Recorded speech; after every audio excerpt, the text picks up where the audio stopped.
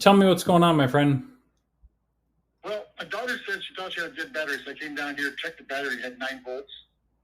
So I went and got a new battery, put the new battery in, and it still doesn't. Just the lights on the dash turn on, but nothing else. Okay. Everything else, just like the ignition's not like. Okay. And have you checked the fuses and the connections and all that stuff? No, I mean I haven't checked the fuses yet. Okay. I didn't know which ones to check. Okay. Oh, okay. So everything's coming on inside and outside of the vehicle. Is that correct? Yeah. Oh, okay. I'm sorry. All right. So the starting circuit's just not activating, correct? Correct. Okay. Is the security light on or flashing by chance? Does it click when you try to start it? No, it doesn't do nothing. Okay. And so your question to me is what could be causing this? Is that correct? Okay.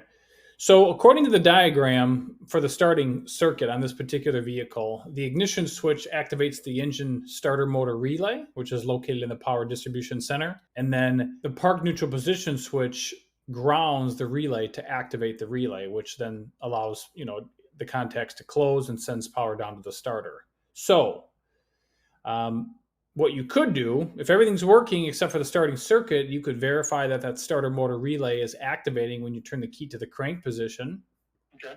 And if it's not, then I would check the inputs to the relay. Maybe the ignition switch could be bad. Maybe the fuse box could be bad. Maybe the park neutral position switch could be bad.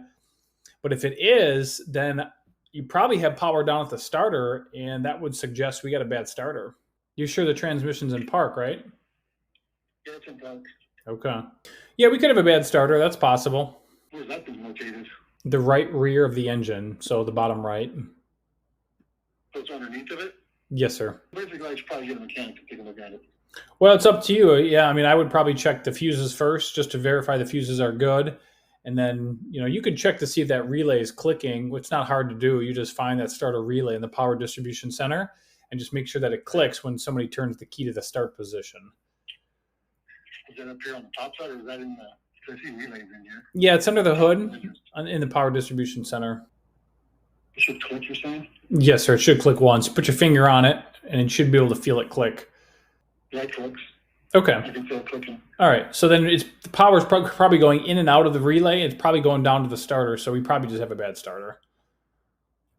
Oh, okay. Any other questions while we're on the phone, my friend? How hard is it to change the starter? Not hard. It's on the bottom. So if you're looking, I'm looking at the engine right now, straight on. It's on the bottom right of that. No, it's on the left.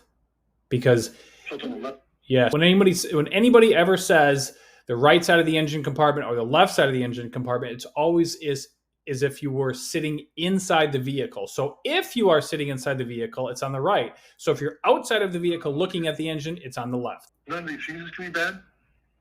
Well, if the relay's clicking, it's got power going to it. Oh, okay. But she said it worked, and then it did work one day. Do they go to just go out? Yes, they do. Boom. Yes, sir. So I see, because I see an air filter, so it's right underneath the air filter. Yeah, it's possible. Well, I'll let you work on that, my friend. And if you have any questions, you can always reply back online, okay? Well, thanks, sir. All right, you're welcome. Good luck, okay?